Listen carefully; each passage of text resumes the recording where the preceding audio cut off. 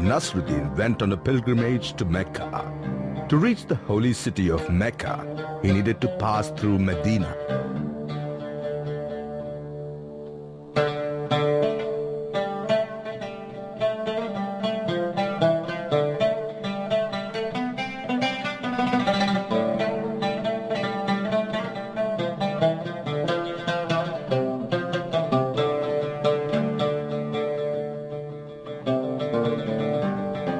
After a few days of journey through the deserts, he reached the Medina.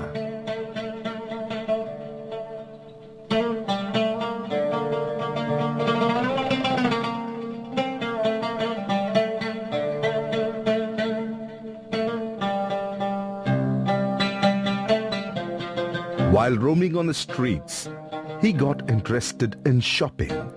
So he went to the mall to buy some clothes.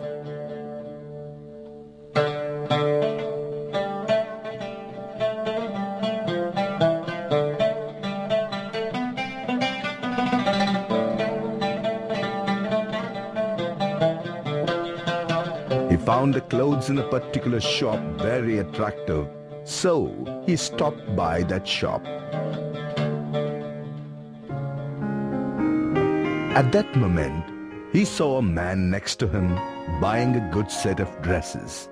He was looking great in his expensive outfits.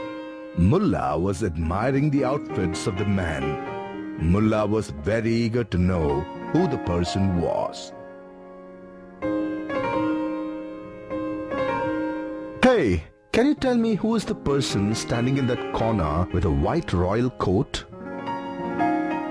There is a rich man in this town. His name is Pasha. This man is his servant. His servant? Mullah gave a disappointed look. He looked upwards.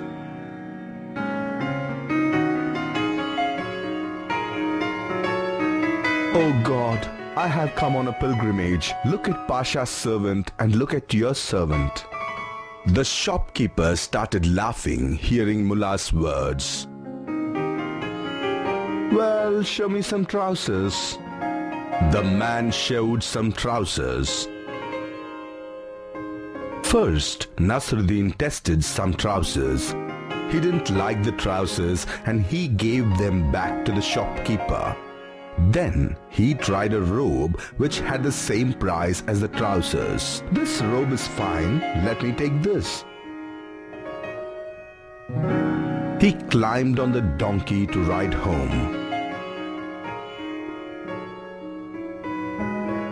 Sir, you didn't pay for the robe. But I gave you the trousers instead of the robe, isn't it? The shopkeeper was annoyed.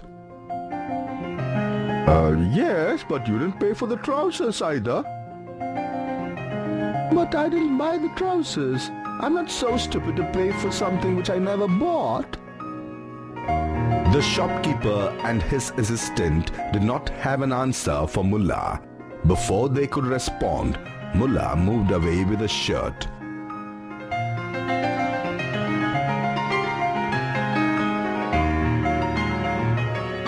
Mullah left the shop and prepared for his journey.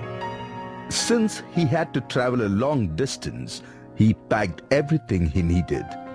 During the many days of travel,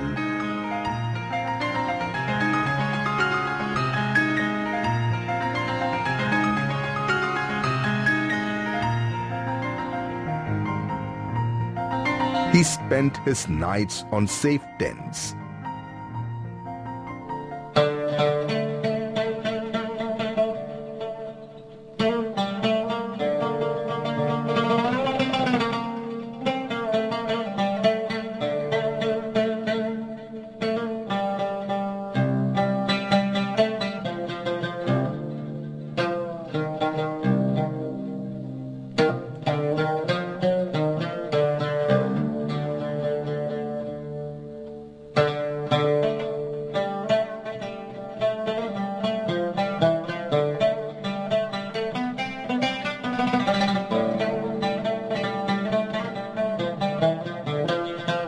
At the end of his journey, he reached Mecca.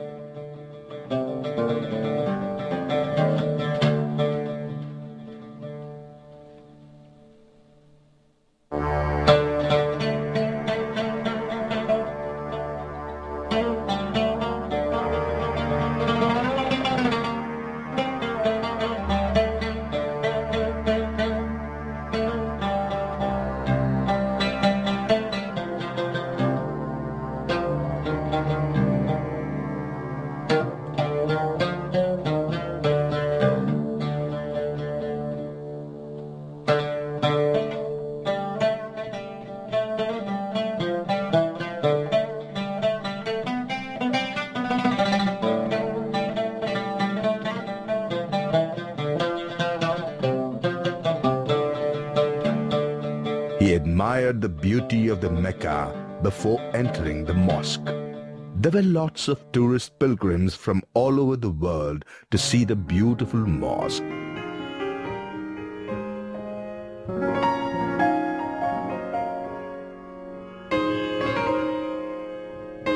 When Mullah was admiring the beauty of the mosque, a rather confused-looking tourist approached him.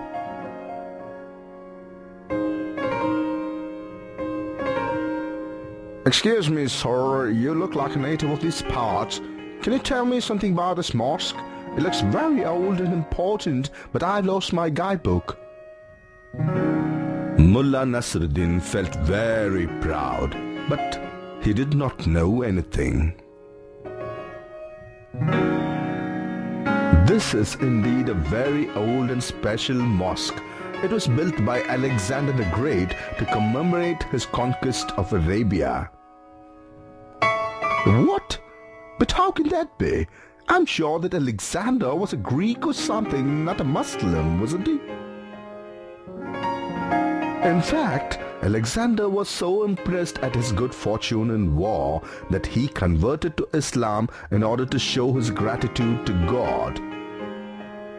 Oh wow, that sounds great. Hey, but surely there was no such thing as Islam in Alexander's time? An excellent point. It is truly gratifying to meet an Englishman who understands our history so well. It is a little confusing, that's why. As a matter of fact, he was so overwhelmed by the generosity God had shown him that as soon as the war was over, he began a new religion. The tourist looked at the mosque with new respect.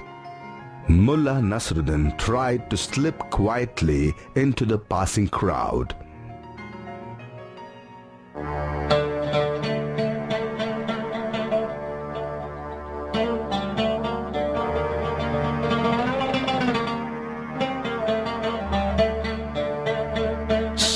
But was it the founder of Islam named Muhammad? I mean, that's what it said in the newspaper. At least I'm sure it wasn't Alexander. I was just getting to that. What is that? Alexander felt that he could properly dedicate himself to his new life as a prophet only by adopting a new identity. So, he gave up his old name for the rest of his life and called himself Muhammad. Really? That's amazing. But I thought that Alexander the Great lived a long time before Muhammad. Is that right? Certainly not. You're thinking of a different Alexander the Great. I'm talking about the one named Muhammad. The tourist looked highly confused. After a few minutes, the tourist understood everything, but he could not stop appreciating Mullah's intelligence. He started laughing loudly, and Mullah too joined him.